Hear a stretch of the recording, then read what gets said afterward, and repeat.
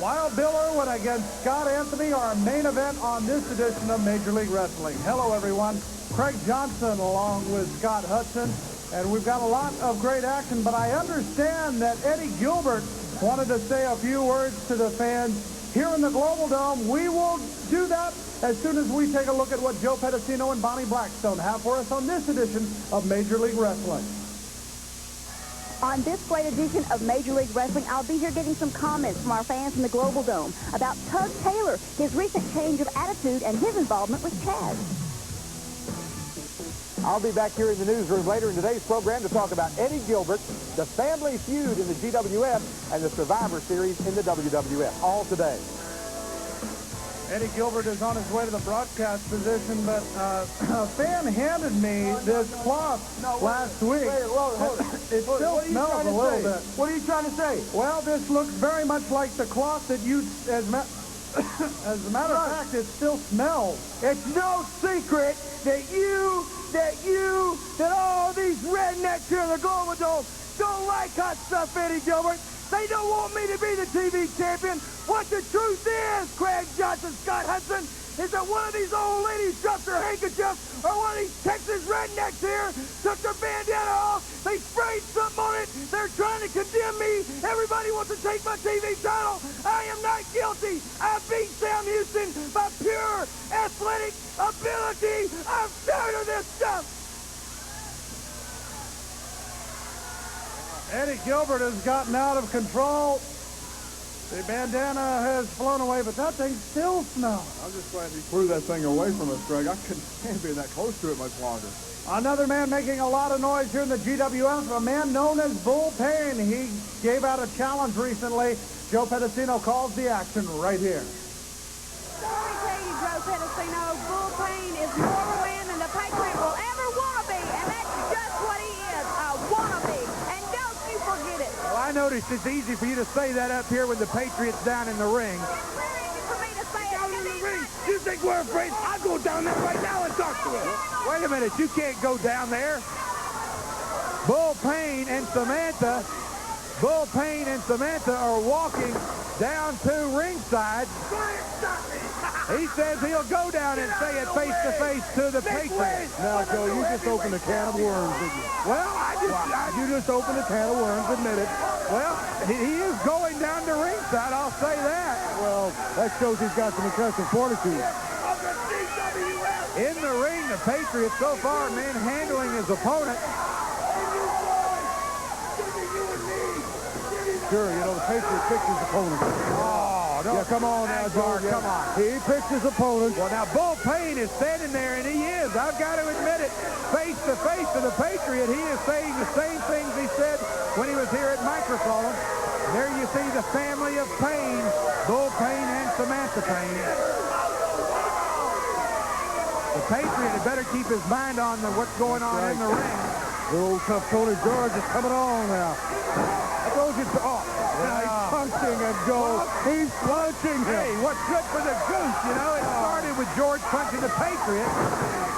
And now, look at this. Are we going to have a confrontation? Akbar, I've just gotten word from the back. They have taken Chaz to the hospital. Chaz is on his way to the hospital to have that leg looked at. They are afraid that there may be a fracture in the leg. What we want to know is why Tug Taylor, we're happy he did, but why did Tug Taylor do what he did? Look at this. The Patriot missile coming right at you. And the Patriot, 1, 2, 3, and look at that. The Patriot says to Bull Payne, come on, pal, right now. Are we going to have a confrontation right here? Well, Bull Payne is The certainly winner of the match, the Patriot. The Patriot is the winner of this match, and Bull Payne turns and walks away for another day, while the Patriot says, I'm ready if you are. We'll be back. When we return, we will see Black Bart in action on Major League Wrestling. Stay tuned. As you can see, the Palm Beach Heartthrob has indeed decided to join me here on this interview for Major League Wrestling. And it's lucky for you too, Blackstone, because Frankly, you need a guy like me to liven up this show. So much for introductions. Mr. Anthony, we're here to talk about your big television main event matchup today against one of the Wild Bunch, Wild Bill Irwin. Who? Mr. Irwin, Wild Bill Irwin. Who's Wild Bill Irwin? One of the top stars in gold. You've never heard of the Wild The guy Bunch? with the whip, the funny guy with the hairy, with the mustache and the whip, and Say what I'm you not want worried to about while it. you're out here by yourself. he's a tough competitor, but everybody knows I'm going to beat him, and I'm going to beat him quick. What I want to talk about is the handsome stranger. I told the stranger, after I humiliated him, after I embarrassed him, I said, please, stay out of the sport for your own good, because I'm going to have to humiliate and embarrass you again. But what does he do? He comes back in the sport, enters into the TV title tournament, so I had to cost him the title. I cost him the title, made sure my good friend Eddie Gilbert won, and I think what happened is he finally got the point. I embarrassed him, I humiliated him, and he won't be back this time. He's gone for good. Black Bart! Dad's coming, it's Black Bart. Settle down. Wow. Well, that's I think how he would want himself to be introduced. Black Bart from Pecos, Texas, a member of the Wild Bunch. Carrying the Double B branding iron to the ring, as always. Black Bart, the Rattlesnake, and Wild Bill Irwin, the Wild Bunch, certainly have restored some degree of law and order here to the Global Wrestling Federation. You don't see a lot of more run-ins. You don't see a lot more outside interference here in the Global Wrestling Federation, knowing that the Wild Bunch, at any given moment, will make their way down the aisle and head them off at the pads, as it were. Exactly. Heading them off at the pass is what they do very well. And somehow, John Keaton is able to tell Black Bart everything's okay, and he can put his branding iron in the corner. Hello there. We saw what Black Bart did to the crutch of the California stud Rod Price a few weeks ago. Broke it in half with that branding iron. I don't want to be around Black Bart when he's got his brander up and he's got that branding iron in his hand. Mike Stetson, the opponent for Black Bart. Stetson was hurt by the Houston Gamblers of the USFL. That's at least what he claims to us. I would guess he went to one of those tryouts. They said, you're too slow, and that's how he said he was cut from the Gamblers. That's a cut, all right. It's a compliment when it comes to him because there's plenty more wrong with him than that. Black Bart.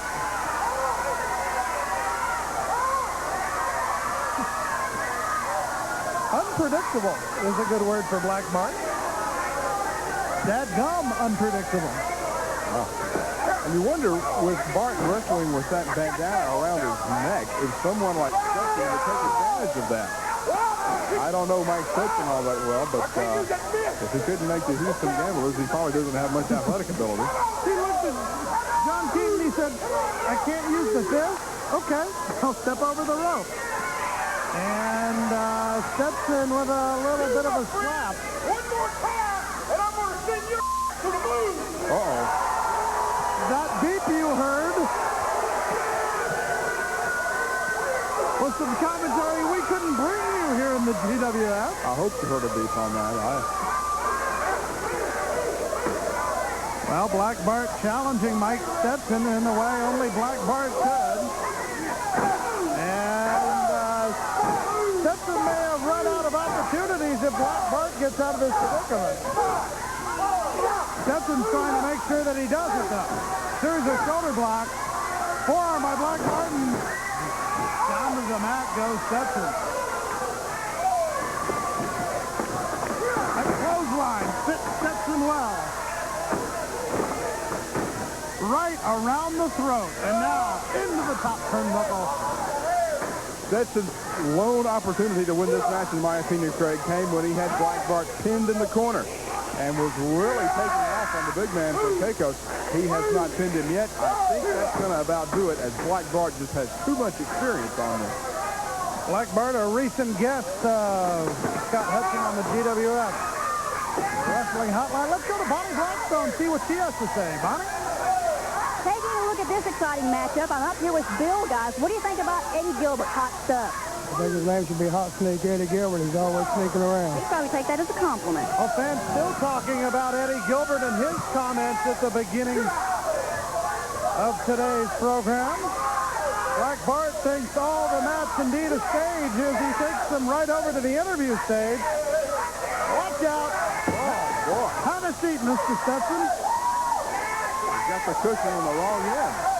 He's taking Stetson where no wrestler has been taken before. That 20 count rapidly approaching the magic number there, and Bart gets in before referee John Keaton gets to 20. And Stetson getting the fit of a camera cord.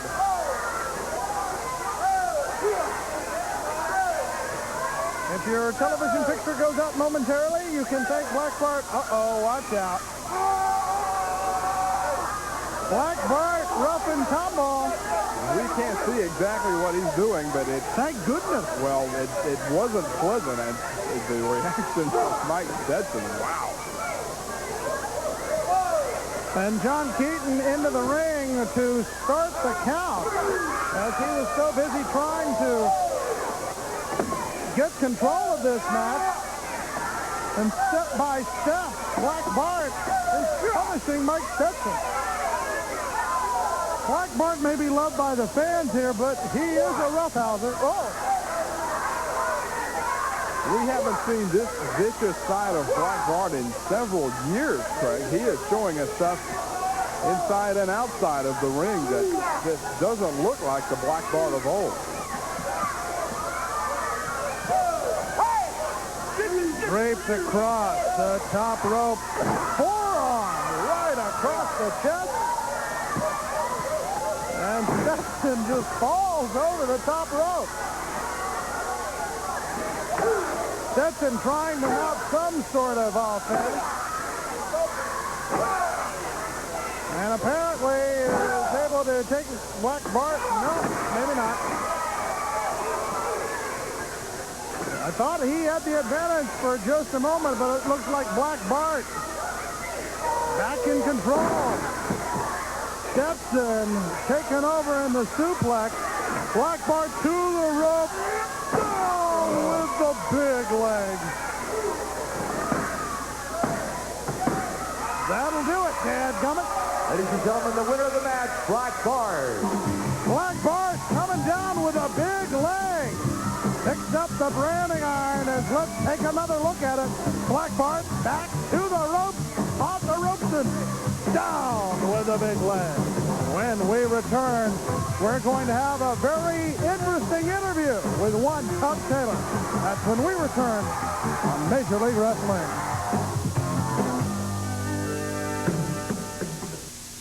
Recently in the GWF, we saw a situation between the Dirty Davis brothers and the tag team of Chaz and Terry Garvin. Let's take a look at that situation now as Joe Pedicino calls the action. Then we're going to talk to a man who cares deeply about this situation. My goodness.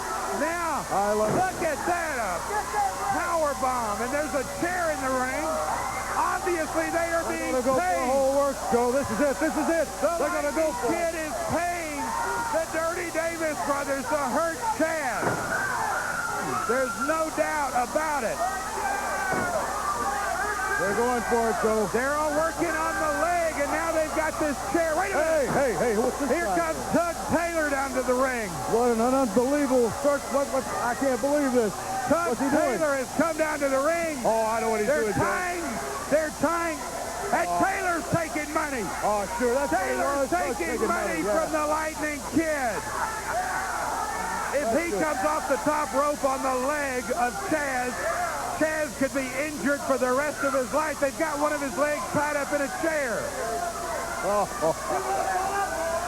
What an expertise. What a plan. And now Taylor is going to the top rope. If he comes off on Chaz, it could end the career. Wait a minute. What's happened? He clotheslines the Davis brothers. He's body slamming the Davis brothers, and there's the drop kick. He took the money from the Lightning Kid, and now he punches the Lightning Kid. I can't believe it. The Lightning Kid's plan is backfired for some reason. Tug Taylor has decided to help Chaz. Garvin doesn't know what's going on. Garvin is at a loss, so am I. Tug Taylor took the money, but then turned around and helped Chaz. What? I don't understand it, Joe. Taylor is telling Garvin, come on, let's take him up and get him some help. I don't understand this bizarre circumstance. I don't We've understand got to get out of here. I don't understand this either. All I can say is thank goodness for Tug Taylor. It could have been all over for Chaz. We'll be back. We're going to find out exactly what's going on, but we'll be back with more right after we take a timeout on the Global Wrestling Federation.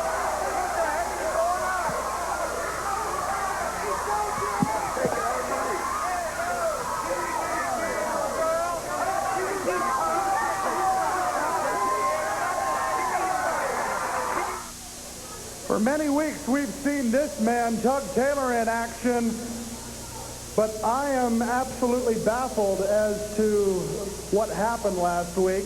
Yes, the Dirty Davis brothers absolutely punishing Chaz until you came down to help out. What's going on?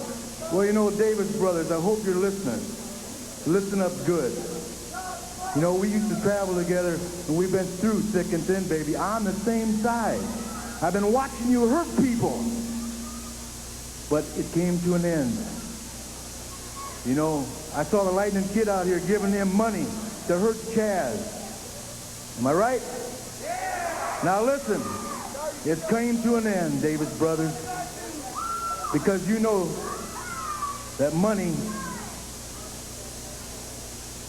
baby. He gave me money to come down on top of Chaz, right? Well, blood, money, it don't mix, baby. What, you know what I mean? What about blood? What? I don't understand. Well, blood is thicker than money where I come from. But I don't understand. What, blood, what are you talking about here? Well, Chaz, I tried to make Chaz do everything on his own. Chaz is my son, and he will get what he wants on his own. But I couldn't take the Davis brothers doing what they were doing. Could it be a family feud here in the GWF, the Taylors and the Davis brothers? We could very well see it if this man's eyes are as mad as they look. We'll be back with more. Introducing Dirty Mike Davis. He may have a smile on his face right now, but I'd be a worried man if I had Tug Taylor running after me. Scott Anthony has joined us in our broadcast position. What do you think of that, Chaz? Johnson, you'd be worried if anybody was chasing after you. Chaz, the son of Tug Taylor. Yeah, it's disgusting even to think about. Well, Mike Davis is here on his own. His brother currently on tour over in Japan, something that he does from time to time, that he did even before, tagging up with his brother Mike.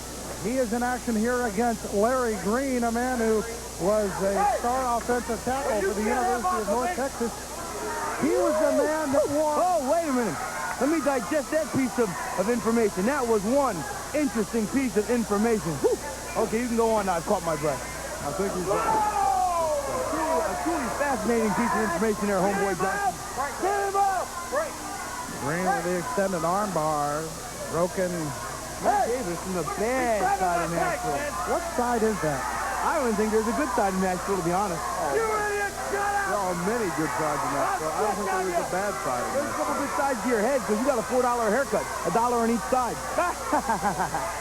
Mike Davis. You probably save money, Hudson, because you ain't got too much hair. Mike Davis is being yelled at with some vehemence, perhaps? There's a good word. With some remarks that he is not enjoying at all, and the fans firmly behind Larry Green in this matchup as they can't believe what the Dirty Davis brothers did to Chaz. Mike Davis' knees still bother him, and he's still been whooping the competition left and right. Obviously, you can tell he's holding his knees, taking care of it a little bit because he got an injured knee. Never stop Mike Davis. He plays in pain. This man is a competitor. He's one of the toughest, most ruthless men I've ever seen. Not a pretty sight. Not a pretty sight at all. But Tug Taylor is a very angry father. And as Tug Taylor said, blood is thicker than money. This is what puzzles me, because Tug Taylor's mad. I always thought Chaz was a mama's boy. I figured she'd be upset. What are you doing out here? I tell you what, if the genetic makeup of Chaz tells me something about his parents, if his father is Tug Taylor, I probably don't want to mess with his mother either. And down at ringside, I don't know if our cameras can pick this up by the interview area. Tug Taylor looks on and is watching the action. There you see him, and look at the... Not a pretty sight, homeboy. Not a pretty sight. Well, his eyes tell it all. He is indeed upset and angry at Mike Davis, one half of the Dirty Davis brothers, for injuring his son. Why doesn't he mind his own P's and Q's? Why doesn't he let Chaz handle his own affairs? Chaz's a big boy. He wouldn't get into the rough, tough world of pro wrestling. Let him fight his own fight. Tug Taylor's got no business out there annoying Mike Davis, which is exactly what he's there to do. He's got no business interfering in his son's business. Let that panty waist handle his own affairs. Count of 3. Mike Davis wins with the DDT. Mike Davis, baby, I want to match with you, and that ain't going to be me. That's going to be you, Mike Davis. Tug Taylor issuing the challenge. Hey, we used to be buddies, but no more. Used to be. You turned your back on me. No way, buddy. No way. It's you. You paying guys, you paying Lightning Kid to hurt Chaz. And there's no way that I'm going to let that happen. Well, come on. Don't look now, Mike Davis. You see what happened to that kid? You go there, take that away from me. Yeah, I'm going to tell you what, yours is coming, big boy. Yours is coming. I think it's just starting, boy. Boom! 2 times. A little payback from Kevin's DDT partner. Hey, lucky Tom Davis ain't here. He'd take care of things if he was here. Hey, sneak attacked him while Tom Davis is in Japan. That's how Chaz and Terry Garvin and old Pakistan Tug Taylor off. A 2-on-1. You never see the Davis brothers do that. Oh, come on, Mike Davis. A little payback from Tug Taylor, the proud papa, and Terry Garvin. And when... 2-on-1 if you ask me, John. Please, when we return, we'll be back with more action, but let's go to the newsroom. Today's newsroom is sponsored by Super Nintendo game packages. Play wrestling trivia for a chance to win a Super Nintendo. Call 1-900-990-4GWF.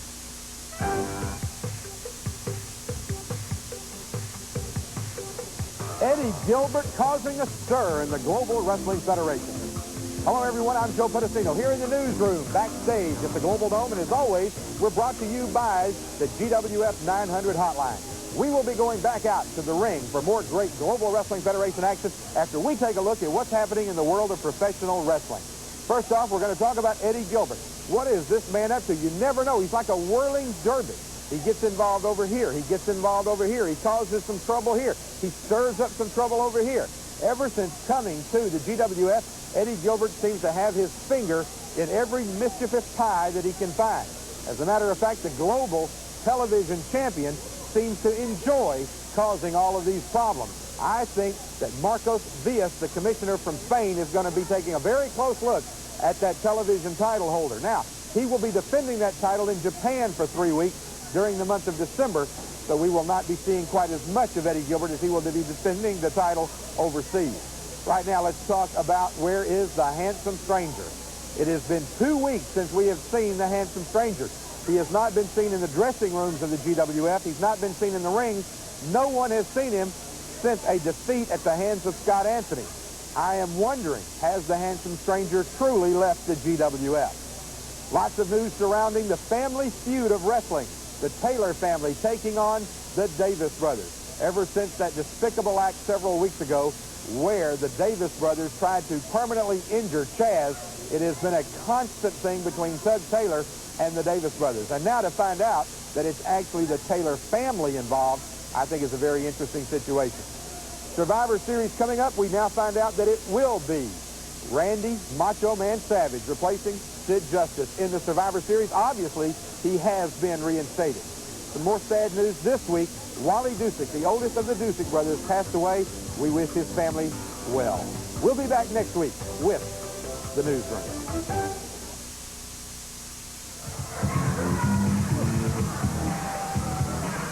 Frogman LeBlanc from Thibodaux, Louisiana, ready for action, but I don't know if he's ready for this. Look what just came into port. Introducing his opponent for this global wrestling event, from Clinton, Iowa, at 325 pounds, the original Tugboat, Taylor! Hearing the cheers of the crowd, the crowd popping down. This is more like a garbage scout in a tugboat. Look what floated up on the river. Look what floated in this harbor. Oh, good God, man. Oh, put that sweatshirt back on. Not a pretty sight indeed. Tug Taylor, who has met almost any challenge brought forth to him.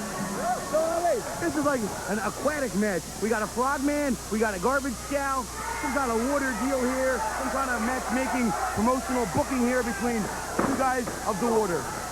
I don't think that was a smart idea, as angry as Tug Taylor is. The backdrop.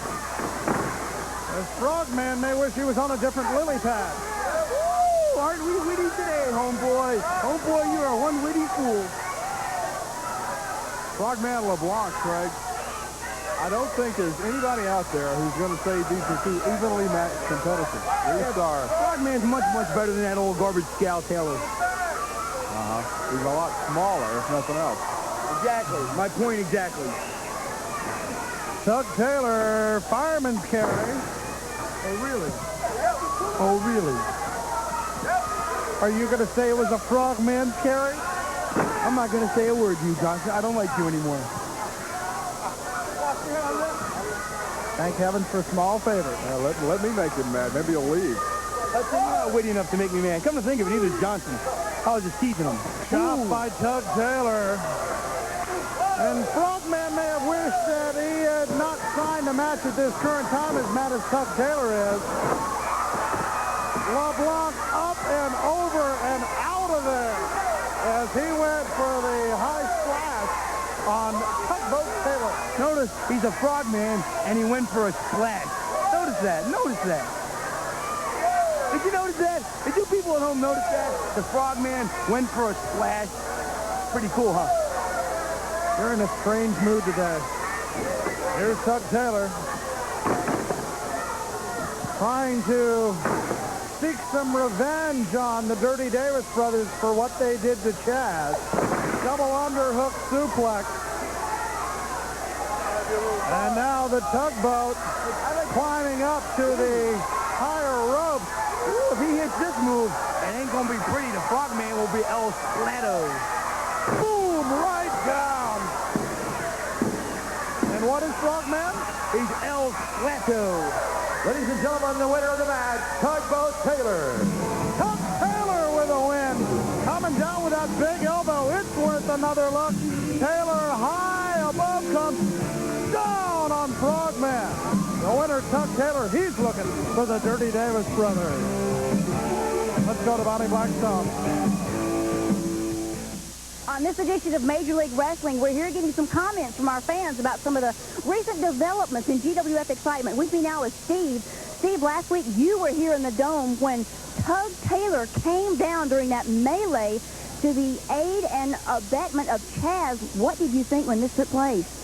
I was really surprised. I was kind of glad somebody came down to see Chaz get some help, because I get tired of seeing these guys get beat up like this and not somebody come down and help him. I guess he got hurt, but I've always seen Tug Taylor wrestle on the bad side. This was a kind of a surprise, I'm sure, to a lot of people. But I was real happy to see that somebody came down to help Chaz, because he really needed all support he could get. A lot of people were talking, Steve, about the look on Terry Garvin's face as he started to shake it off. When he looked up and saw Tug Taylor, he was one of the most surprised people here in the Global Dome, along with a lot of you. I'm sure the surprises aren't over. Renegade Warriors in action. I know that the Maulers are still looking for them, and they're still looking for the Maulers. Well, the Maulers and the Renegade Warriors have had some of the most out-of-control matches in the short history of the North American version of the GWF. We're going to take a look at a match with the Ninja and Alex Parteau as they face the Renegade Warriors. We're going to see the Renegade Warriors at their best in this match, Craig. Joe Pedicino calls the action right here. Well, Joe, you know what I like.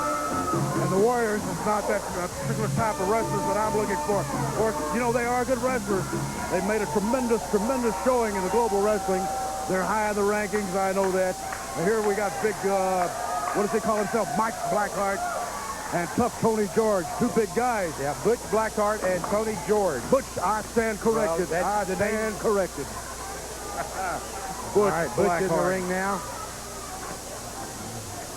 Now, I believe that the team of Blackheart and Tough Tony George are the last experienced team. Well, I do too. Look at that move. That move just about proves that. Oh, yes, but I was almost over. I get a little flabbergasted sometimes, Joe. I get a little excited watching these matches. You know, because that's the way I always get my talent. People, I get cards, letters, telegrams from all across the world saying, how do you mold this talent? You got to look for particular things in different individuals. Some of them are roughhouses, some of them have that wrestling technique, but I know how to put it all together, Joe. I'm the man. I'm glad you invited me, Joe. I invited myself. I was just going to say, if I recall at the opening of the show, you sort of invited yourself. Right.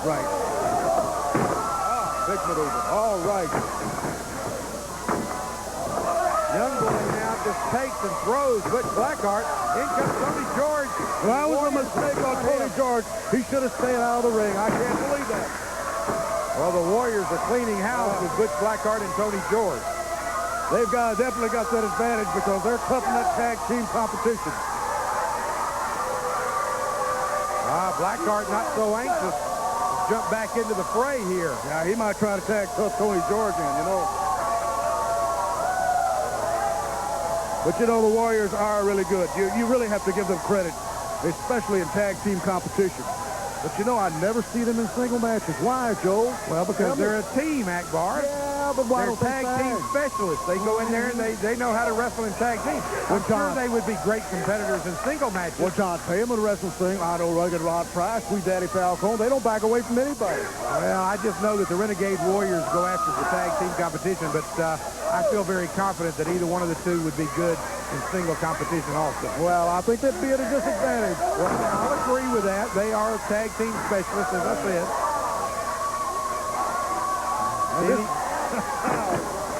All right, comes off with a shoulder block. Got him down. And there he goes over him, and now he's waiting for him. Oh, there's that Indian shot. There's another one, and Blackheart all the way out of the ring. The Renegade Warrior going after like him. Blackheart's retiring for the evening. I don't know what's wrong with him. He's got to get more of that tenacity in him. He's got to get that. That's another thing. Did you see that? A drop kick off the ring apron right into the chest of Butch Blackheart, and Blackheart doesn't know what day it is. They've got to get in. They've got to regroup. George and Blackheart have to regroup, get that killer instinct in, go in that square circle, and get it done. I believe they can upset these boys. Well, the way things are going right now, it would be an upset. Be a big upset. Yes, it would.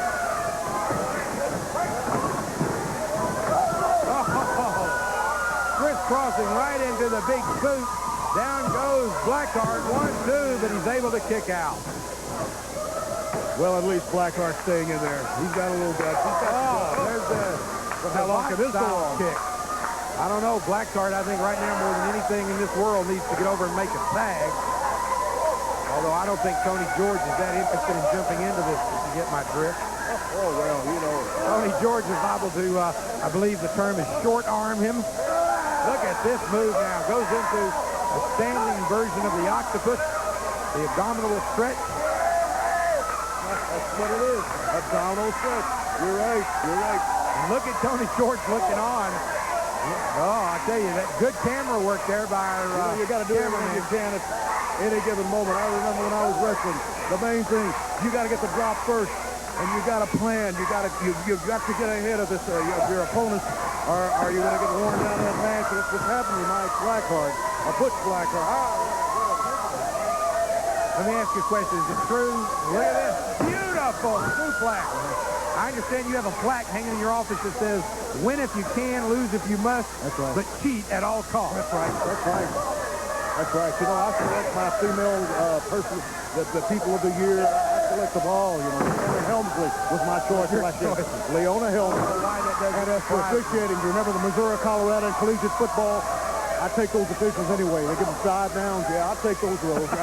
They were my officials of the year, Joe. I got a plaque for those. Yeah, that's right. Leona, her picture's in my face. Oh, my goodness. That foot right to the face of Tony George, and now a meeting of the minds between Butch Blackheart and Tony George, courtesy of the Renegade Warrior. Now, where are we going with this one? All four men are in the ring. They've got them up. There goes one, there goes the other, and once again, the two teammates meet in the middle of the ring. Wow. There's a double boot, and Blackheart is all the way over the top rope. Here they go. The Warriors are setting George up. He comes off. Oh, look at that. Oh, chop right into him off the top rope. 1, 2, and yes, a 3 count. Rick Manning makes the 3 count. The party's over. The Renegade Warriors victorious in this match today here on the GWF. We'll be back. Ladies and gentlemen, the winners of the match, the Renegade Warriors.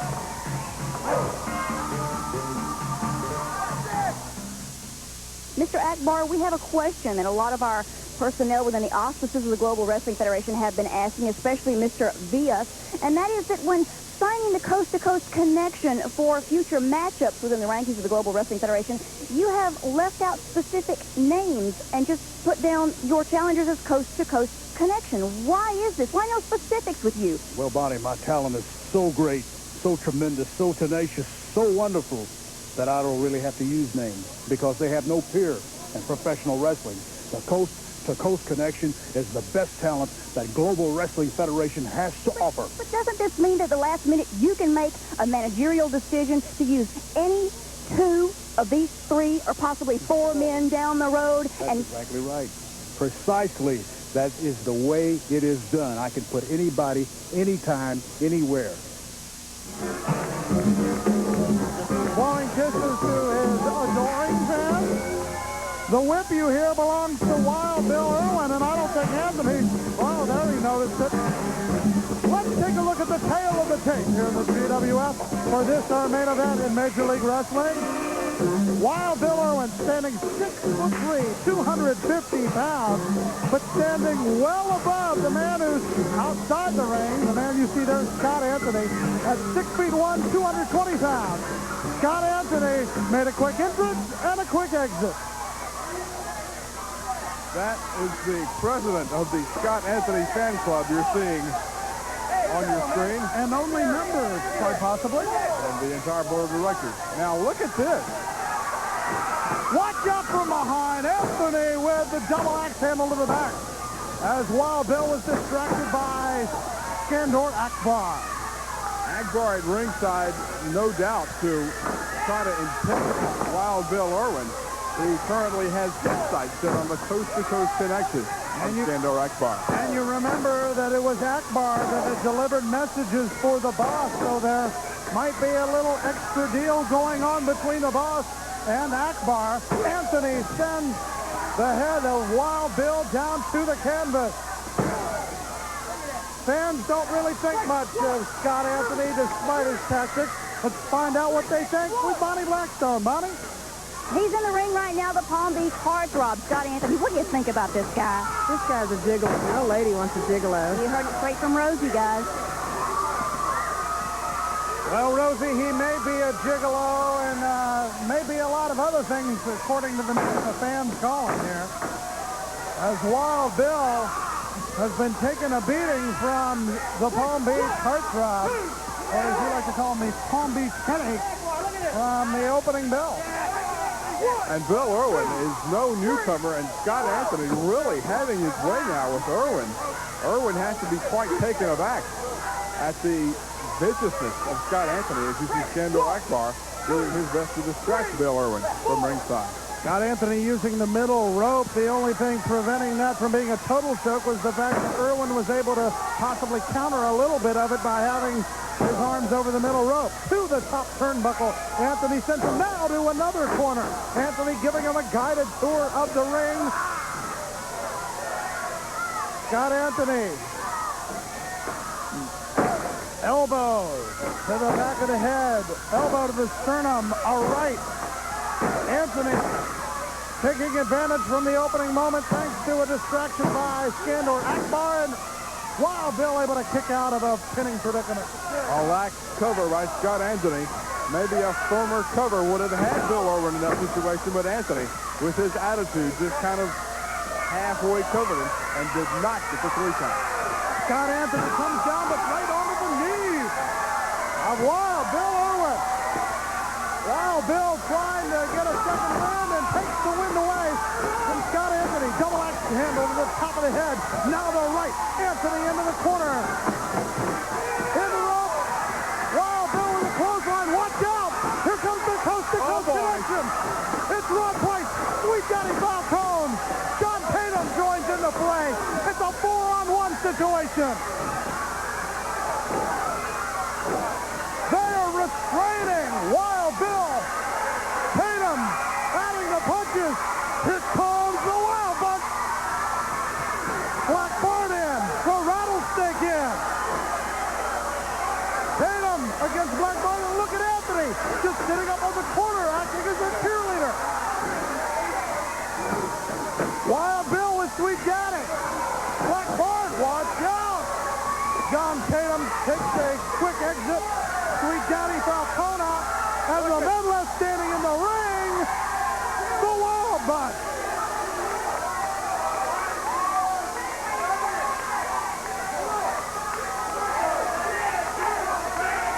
Akbar calling his troops away. Let's get the official word. Ladies and gentlemen, the referee has informed me that due to outside interference, the winner is Wild Bill Irwin. We'll be back to talk about it as we wrap it up after this. Craig Johnson and Scott Hudson along with Dirty Mike Davis. And instead of being the hunter, it looks like you, sir, are the hunted. You know something, Chris? Shut up! This is my time! Todd Taylor, you would have never done nothing like this to me if my brother had been here. Terry Garvin, you want to stick your nose in? That you ain't done nothing but make me mad. Nothing like this would have happened to me if Tom had been here. Garvin, I got one thing to say to you. Fat boy, I got one thing to say to you. Chaz went down to the Dirty Davis brothers. Garvin, you'll be next. And then, fat boy, I'm sending your fat can to Weight Watchers. Mike Davis, I think, may be a little bit worried, Scott. He's a lot worried about the prospect of facing Tug Taylor and Chaz. They are 2 men after the Dirty Davis brothers. And for once, the odds may indeed be in the Taylor family plus Garvin if Chaz can ever make it back. But right now, it's a 2-on-2. The proud papa, who's consoling his son as we speak. It'll be Tug Taylor and Terry Garvin in the future, I'm sure, against the Dirty Davis brothers. That's it for this edition of Major League Wrestling. For Joe Pedicino, Bonnie Blackstone, and Scott Hudson, I'm Craig Johnson. See you next time in the GWF.